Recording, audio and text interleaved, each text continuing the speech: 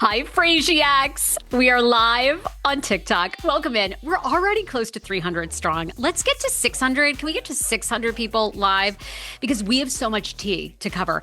If you like escapism, if you are tired of thinking about the world, and I don't know about you, but do you just get people that come up to you all the time and they want to know, like they want to debate like serious major topics? And all I'm thinking to myself is Kody Brown in a fight with Brianna Chickenfry from Barstool Sports? If you're on that level, well, you've come to the right show. Yes. We're about escapism here. This show is a pop culture podcast every single day, all week, 365 days of the year. Welcome to the Sarah Fraser Show. I'm Sarah, and I am obsessed with reality TV, specifically, I would say, very bizarre shows like Welcome to Plathville, which is having a huge moment right now. Sister Wives, most of the Bravo shows as well. The Valley, season 2, The Reunion, so good. But today we get some things to cover, big ones. Kody Brown, you know, my podcast is probably known for a lot of Sister Wives tea, is already apparently feuding with one of his cast members from Special Forces. Special Forces. A lot of you guys always hop on my live. By the way, we'll go to the TikTok lines if you want to weigh in. If you have a topic you want me to cover, hit the TikTok lines, hit the hearts right now, hit the share on TikTok. We will get to all of your comments and questions. Kody is already feuding with Special Forces cast members. I'll tell you who. Special Forces debuts September 25th on Fox. It is not a TLC show. Are we getting Sister Wives season 20? I believe so. I think that it's going to be out at a very similar time that Fox Special Forces is also going to be out. But we will see. Just as of a couple weeks ago, Sister Wives was filming still in Parowan, Utah with Mary. So, I mean, it's very interesting. Certainly, all these reality networks are shortening their window of when they're filming and then when they're putting out their episodes. Oh, we're 400 strong. Okay, we're getting to 600. Share this with a friend. We get a lot of tea. So we're going to get to that. So we're going to get to who Kody Brown is beefing with and what's going on, what's already being leaked out of Special Forces, if you're a Sister Wives fan. If you're a Welcome to Plathville fan, last night, Veronica, Micah's ex-girlfriend, Veronica Peters, was live for well over an hour on Instagram and spilt a lot of tea. Does Micah Plath owe her money for her house? You know, he lived at her home. Did he put any actual money into it? Would she go back out with him? She talked about that. And, you know, there's a lot of political debate. There's a lot of debate about that Plath family. Well, we all know Ethan Plath is like hardcore MAGA, right? But oh my God, people are invested. They want to know if Micah Plath's a Republican. I don't know why anybody cares. Why does anyone care? Anyhow, Veronica was all over social media last night answering the questions about Micah. And of course, more about, you know, she says he was hooking up with men for money. I mean, if I had an option to hook up with anyone for money, if I were that hot, I would be getting it every which way. But anyhow, so we'll spill some Welcome to Plathville tea. Blake Lively, some people are saying, gets another big victory in court. I'll tell you the latest that's going on with Lively and Justin Baldoni. And then Emily Kaiser. Has everybody been following Emily Kaiser here on TikTok? Very tragic. Ugh. I don't know why this story haunts me.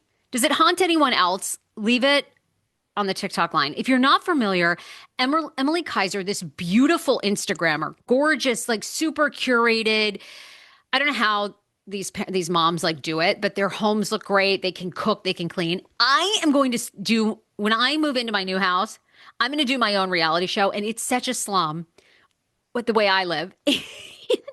And my aspiration is any other woman's aspiration to make enough money that you never have to cook or do laundry again? Am I the only one? Because it seems like these women on TikTok, like they want to be trad wives. They want to cook. I never want to take out a fucking KitchenAid mixer ever again. Am I the only one? Anyhow, okay, let's get back to Emily Kaiser. Beautiful Instagrammer. Absolute tragedy.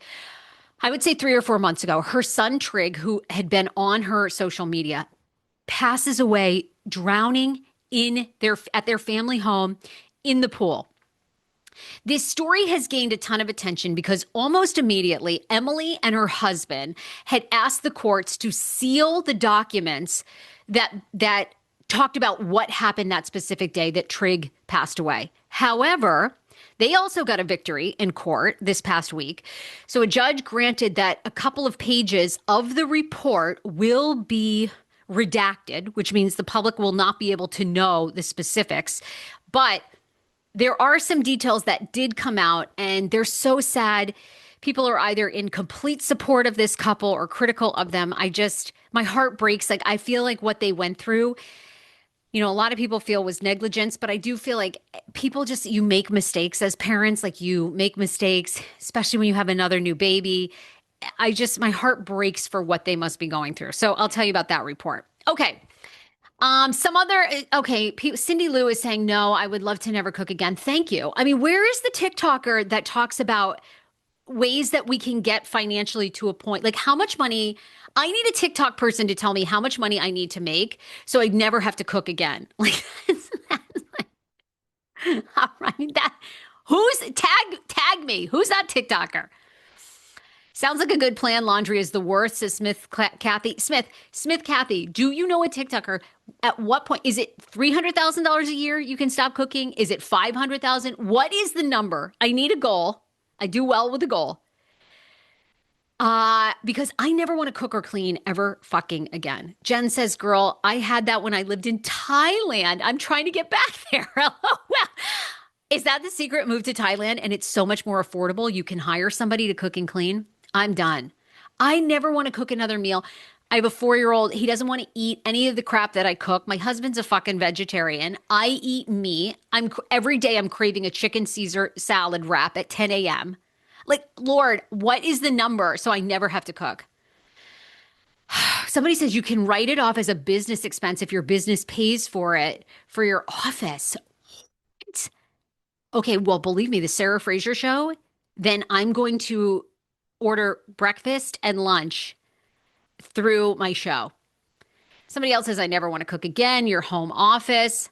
I am so damn sick of cooking and cleaning. Okay, thank you. And all of you know, if you live in a household, if you're like my household, I have 3 different dietary needs. A 4-year-old, a schman who is a vegetarian, who, by the way, like, I got to the point too, at first he was so hardcore. He was like, I really would like if you didn't cook my meal in the same frying pan as you did the chicken. Now I'm like, I don't give a shit. Like, I'm sorry. I got too much fucking going on, being a mom, being pregnant, running a business. I'm frying up my chicken, and then your goddamn veggie burger's going in here too. I married someone who loves to cook and clean. I hit the jackpot. Erin, Claire, we are beyond jealous. It probably costs 2 times your normal grocery cost. They come once a week. Wait, who's that? Is that like a service? His forehead is why I don't do Botox. I'm assuming. I wonder if you're talking about Kody Brown. I run my own cleaning business. I clean every single day. Okay, well, you got to love it. And, you're getting paid to clean. That's one thing. A personal chef. I don't need a personal chef in my actual house, but I want like a personal chef food delivery. How much money do you have to make every year for that to financially make sense? Okay, let's move on. You can fill in that, but I know you want to talk about sister wives. So last week, huge surprise announcement. Kody Brown returned to social media. First time, by the way, he's returned to social media since tragically we lost Garrison Brown, his son, over a year ago, March of 2024. That's when he and Janelle put out a joint statement on his social media. But last week he announced that he's going to be on Special Forces. Okay, well, the cast of season 4 of Special Forces on Fox is epic. Juicy Smollett. I actually don't even remember his real name. What is it? Jesse. It's Jesse Smollett. Remember when Dave Chappelle calls him Juicy Smollett? He's the con artist, that did the fake racist attack. Anyhow, he's on it. I would love to be on a show with him. I'd be like, dude, tell me how to, half pull off a prank here that can get me some notoriety. Anyway, by the way, Juicy stands by that he's innocent. He's on it. Johnny Manziel, the disgraced former NFL player. There's a couple different NFL players on it. Teresa Giudice, Gia Giudice, epic. And then Kody Brown, huge star. Well, Brianna Chickenfry, if you are all familiar, I'm a Brianna fan, and I miss Grace. Okay. Brianna Chickenfry, the day that this was announced, we were all sort of like focused on Kody, Kody, Kody. She does kind of an Ask Me Anything on her Instagram story, and someone said, tell us about Kody Brown. Like, did you get on well with Kody Brown from Sister Wives? I love Brianna too. Liz says, I'm a big Brianna Chickenfry, and I like Grace. I think they're so funny, and they're great to put themselves out. I'm obsessed. So anyhow, they said, what about Kody Brown? First of all, Brianna Chickenfry goes, I roll up to Special Forces. She says she didn't even know who the hell Kody Brown was. Which, I mean, I'm laughing because isn't it ironic that Sister Wives is one of the longest running reality TV shows out there? And a lot of people still don't even know. They don't know it's still on the air. They don't know where you can watch Sister Wives. And a lot of people don't know the Sister Wives family members. Brianna says she rolls into Special Forces. No clue who he was. She had to be told, like, oh, this guy is like Kody Brown. He's like a big deal from this show, Sister Wives. And then somebody said, okay, well, tell us about his was he good on the show? Did you get along? And basically she alludes to the fact that they didn't get along. They butted heads. And she goes, just wait and see. She goes, yeah, no, we didn't exactly hit it off. So okay, what beef could Kody Brown possibly have with Brianna Chickenfry from Barstool Sports? What? First of all, I feel like Kody would love Dave Portnoy. Like, he wasn't like, okay, Brianna, like, tell me about Dave. So she says she has nothing kind to say about Kody Brown being on the show. But I will say this. Don't you find it interesting? I don't think he was voted off the first week, because a lot of you guys are like, you know what? He's going to quit the first week. He's only going to last like the first week or so. I don't know. The way she sounded on her social media when she was answering questions, it seemed like they got to know each other for a hot second. I'm just saying. I think Kody Brown survives a little while on the show. People are saying the reason that Brianna Chickenfry didn't get on with Kody Brown is because she's a woman who didn't think that he was anything special. Cubby is saying because Kody couldn't control Brianna, that's why they didn't get on well. He's a complete narcissist. Annalise says Sister Wives is so niche, even though it's been on for so long. Like, fans are real fans or they're not. Oh my God, I love it. We hit over 600. That was the goal. Love you guys. Over 600 strong on TikTok. Hit the hearts. Keep sharing. Just joining. Are we talking about Special Forces? Yes, we are. We are talking about Special Forces, which drops on Fox September 25th. I will be watching because solely of Kody Brown. This is Kody Brown's first, and by the way, any Sister Wife crossover where they are on a new reality show that is not Sister Wives. Does he need the money? Is he just doing it solely for the fame? Is Sister Wives over? Is season 20 over? Is that why we're going to start to see Kody Brown and these other Sister Wives doing different things? Christine Brown Woolley's book drops September 2nd. Is this why?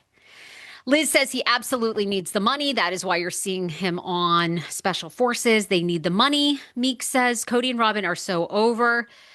I am praying for Teresa and Kody to fight. Oh my God. Do you guys think that Kody Brown will get on with Teresa Giudice? I feel like they're right on the same level with their finances. Like, I feel like both live like way above their means. This show don't play. I have never watched Special Forces. A lot of you guys are like, what's Special Forces? It's basically a military style show. They take these reality stars, TikTokers, former NFL people, and they make them do like military style training. And a lot of you guys have told me that on Special Forces, they quit. Like, they're not voted out every week. Like, they quit. I could never watch this because Brianna legitimately irritates the F out of me. Oh my God, it's going to be so good. It's such a great show. It's not a vote off. They end it on their own. See, I think Kody is going to do well because I think Kody, like, I don't think he's going to quit. Like, I think he is delusional enough. Don't you think? And very competitive. I feel like that's why he got 4 wives. Like, I think he thought he was such a man of God that he needed to spread his seed with 4 different women. Like, I feel like he's going to be on special forces and he's like, I'm not going anywhere. Are you kidding? In his deranged head, I think he will try to be there till the end. Absolutely, he won't get voted up. Either they quit or they are medically cut. Oh my God. Okay, well, he could be medically cut. His ego will get him through a minute. Okay. Would his TLC contract allow him to appear on another station? Makes me wonder if he's done. Well, I mean, that's what a lot of people are saying. A lot of people are saying that season 20 is the last season, which is why you're seeing, like, and again, if Kody Brown's contract is not being renewed with TLC beyond season 20, then he's free to do any show. I don't know. I just feel like Sister Wives is so big for TLC. I feel like they're going to keep it going. But maybe Kody and Robin leave. I don't know. Teresa Giudice and Kody being on the same show as my reality TV Avengers. I couldn't agree with you more. I think this is going to be an epic crossover. I love seeing the Sister Wives now on other shows. I hope we get like Christine Brown Woolley on Dancing with the Stars. Betty says, oh my God, but please cancel Sister Wives. It's a snore fest. I know. Well, I mean, you're not alone. I did think this season was good, but you know what? Sadly, it was so tragic. Like, it was the 3-part memorial of Garrison. I mean, it was a rough season. I think the thing with TLC is they have to start showing, like, if they pull back the curtain, which I don't know that Kody and Robin would allow, but if we saw Robin's like doll collection, if we saw their art collection, their spending, their new home remodel, like if we saw that stuff, I feel like people might be into it more. And if we saw more of the kids, I feel like the kids are the next generation, but I don't know if they want anything to do with it. Okay, before we move on to some other topics, Kody will say he can't work with women out of respect for his wife. You're so right. This is going to be very interesting. Will Kody Brown be able to exist in the same space as women? Because, when Kody Brown is out and he meets women, he will not touch women, which a lot of people think is actually a smart thing. Won't hug women. Won't take pictures with his arms around any women out of respect for Robin, he says. Okay. Sister Wives is my guilty pleasure. They do nothing, but I'm still obsessed. Me too. There's something, I'm obsessed with the polygamy aspect of it. I can't even imagine getting into polygamy. The 18 fucking kids. I mean, the whole thing, the dynamics, the money, the finances. I like the whole thing. It is my guilty pleasure too. All right, let's stay in the TLC universe and talk about, I cut their heads off in the TikTok image, but let's talk about Veronica Peters and Micah Plath. Micah Plath. First of all, if you ain't watching season 7 of Welcome to Plathville, best thing on TV right now. The Valley is really good, season 2. Welcome to Plathville, season 7, episode 4 drops this week, is unbelievable. It is so good. The drama. I mean, they've got Ethan Plath out here asking Lydia's husband if he's gay, saying that he could be gay. I mean, it is like some redneck shit. I'm here for it. But Veronica went live last night on her Instagram, well over an hour, looking gorgeous, answering fans' questions about the show. First of all, she says that there is no way in hell she would ever take Micah Plath back. She says that he, one of the reasons a lot of people feel like he was showing up to her house in Florida after their breakup is because he'd put a lot of money into the home and he wanted his name on the home.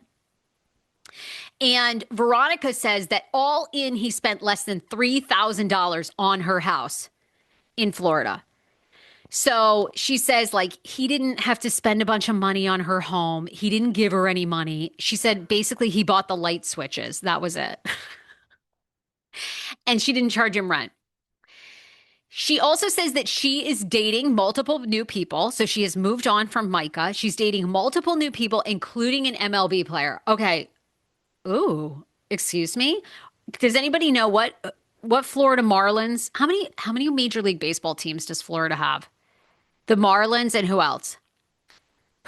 So Veronica Plath is apparently, she says it's not super serious, but she is dating an MLB player. Okay. We want to know who he is. Excuse me? Liz says if Micah Plath didn't pay rent, $3,000 is nothing. Oh, the Tampa Bay Rays.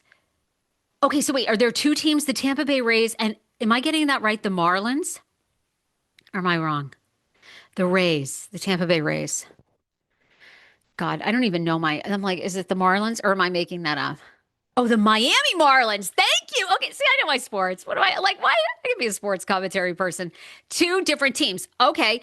How close? Where Boca Raton is where Veronica lives. So what MLB team is closest to Boca?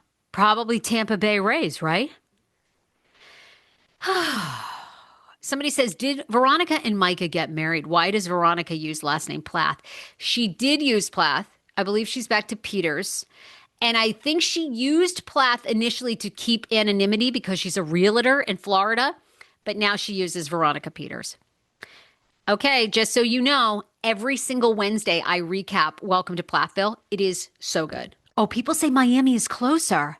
Miami is closer to Boca than Tampa. Well, Veronica Peters has moved on, apparently, to a Miami Marlins MLB player. Up! Somebody get a picture. I want to see who he is. There's some hot baseball players out there. Okay. If you need something to watch this week, Mr. and Mrs. Murder. Mr. and Mrs. Murder on Hulu is so good. Multi-part series. While we're on the subject of Florida, some of you in the comments all from Florida. I love the state of Florida. You know, I worked in radio down at 93.3 FLZ in Tampa Bay. And I love Floridians, nobody's crazier than Florida. I mean, oh my God. I mean, the people, the things, the shit that would go down in that state. I don't know how y'all are like even legal in anything. I mean, Florida is a whole crazy state. But it was like anything goes in Florida, I feel like. Who loves Florida? Is she a Trumper? You don't like the state of Florida? Okay, maybe you don't like their politics, but you don't like going down to the Keys? Oh my God, there's no better place than to go down to the Keys. Oh my God.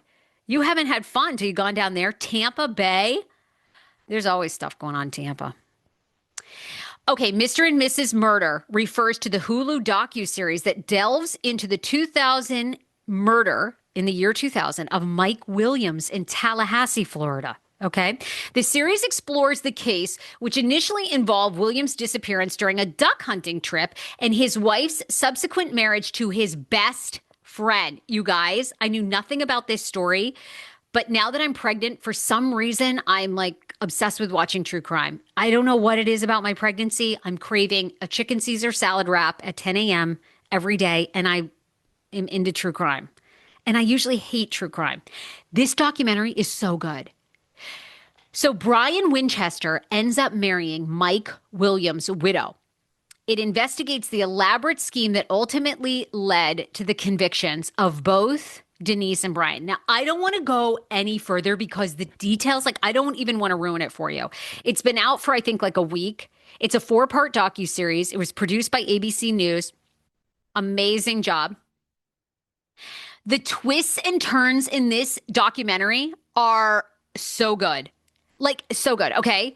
So, you know, and I'm really not spoiling it because you basically know from the jump, like, you know from episode 1 that probably Brian and Denise, of course, is like Mike's wife, you know, and widow. Like, you know from the start that they have something to do with it because, like, soon after Mike dies and they think he's eaten by alligators, those two get together, right? And everybody is like, hold up. Like, what are y'all doing here? But the way that this whole thing goes down and how many years it takes for the discovery of this is, you'll be glued. It is really good. It's really good. There's been some good true crime shows out there. I'm trying to think of what the other one was that I watched too. Scamanda's really good, but that one's been out for a hot second. There was another one that I watched a little while ago. It was so good on, I think, Hulu. Oh, I like Trophy Wife, I think it was, with the dentist in North Carolina that was like a trophy hunter in Africa. And A Complete Con Artist. That one was really good too. Anyhow, if you need something to watch, it is so good. Okay, can we switch gears for a minute? This is like sad story, but for some reason I'm just, I talk about topics that I'm interested in that I can't stop reading about. And this one, I think I think because I have a son that's Trig's age, so it just breaks my heart. I share a lot of my life. So, I mean, I could not relate to like Emily Kaiser has like an enormous amount of followers, but my heart just breaks for what they're going through. Anyhow, over the weekend, Brady Kaiser and Emily Kaiser were granted a bit of a court victory, but new details have come out about the tragic drowning of their son, Trig. So Brady Kaiser told cops that he realized something was wrong on the evening of his son Trig's drowning in the backyard when he saw his dog acting strangely, according to the police documents. Now, this couple has filed, I don't know if sued is the right word, but they had filed to basically have the Arizona Police Department where they live redact and keep from the public some of the information about this story. Unfortunately, where people have continued to have interest is police came out probably about 2 or 3 weeks ago and had suggested that Brady Kaiser, the dad who was watching their two boys at the time, be charged with negligence. Like they actually wanted to press charges against him. Then those were dropped. Police released a redacted report, though, because I'm sure, like everything, probably part of things are made public, about the death of their 3-year-old son just this past Friday. And in it, they say Brady told an officer his son went outside to play after he finished eating. Cops say Brady told them he was busy with his infant and lost track of Trig until he turned to look outside and saw his dog standing over the water. Brady told cops he had a poor feeling as soon as he saw his dog. It was out of the ordinary to see the dog standing there looking into the water. He stood up immediately. Officers say that they pressed Brady about certain details that allegedly did change over his retelling of the events, including where he was sitting.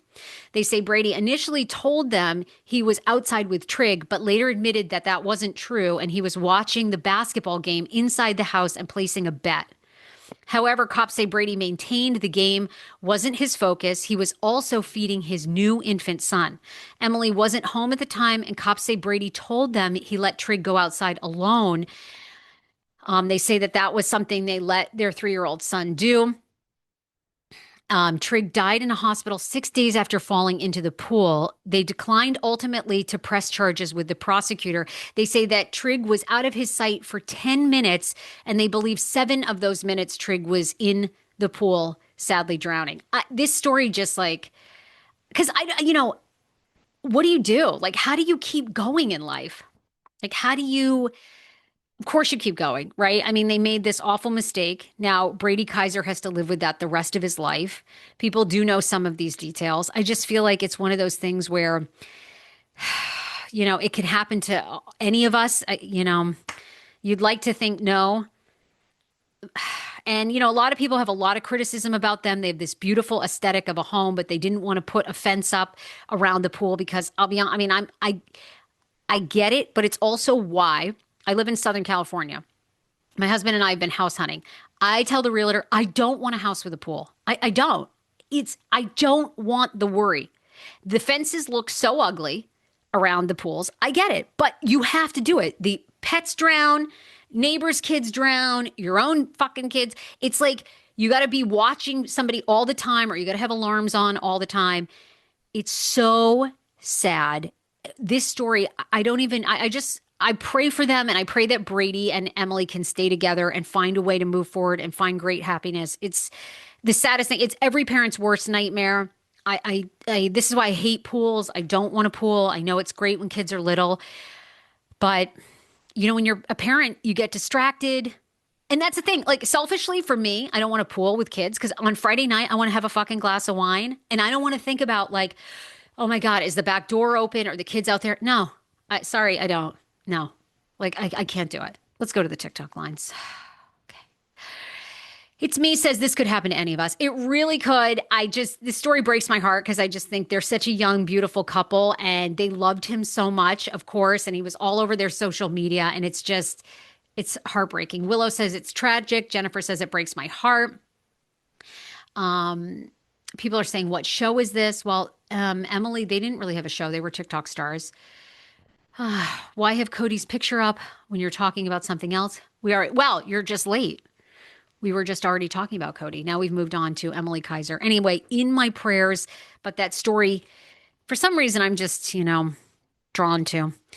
Okay, let's move on to something lighter. How about Blake Lively? How about Fake Lively? I wish I could call her Fake Lively.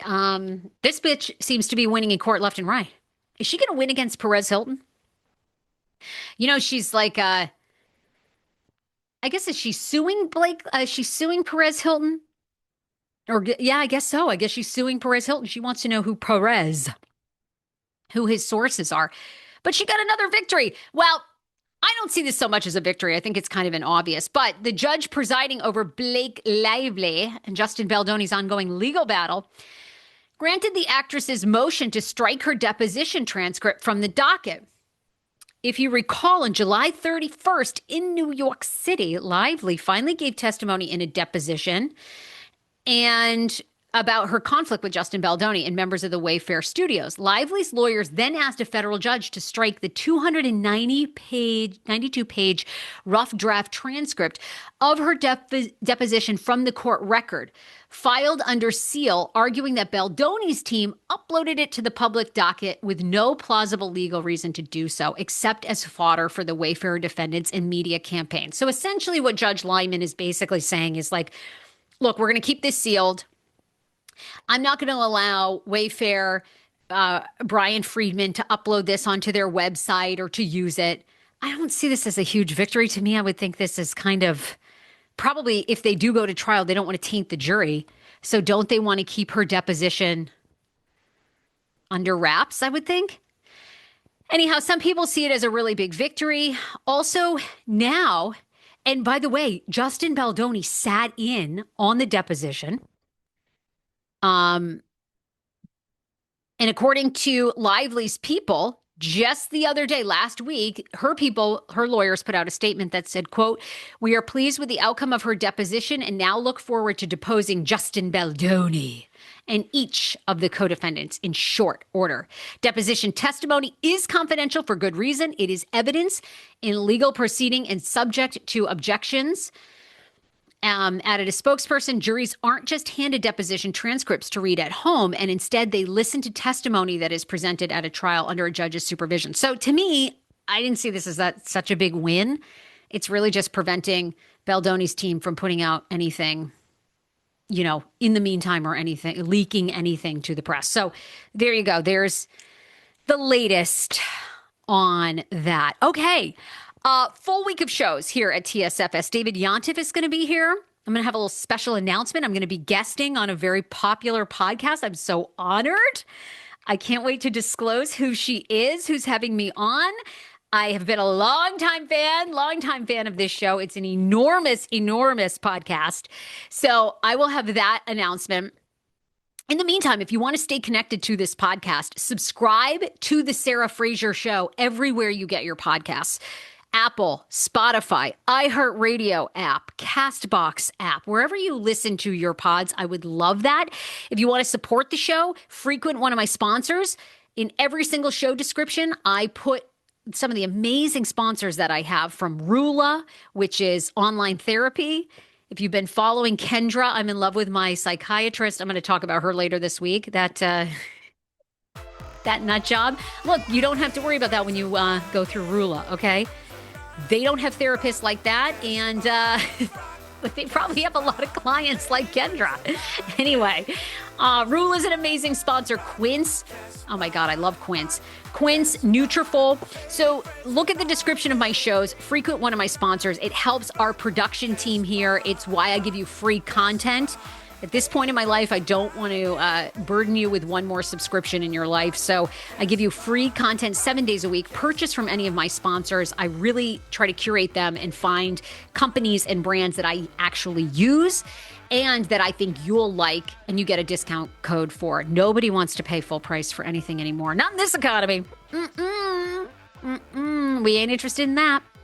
Okay. Love you guys. Thank you so much for listening to TSFS. Bye, everybody.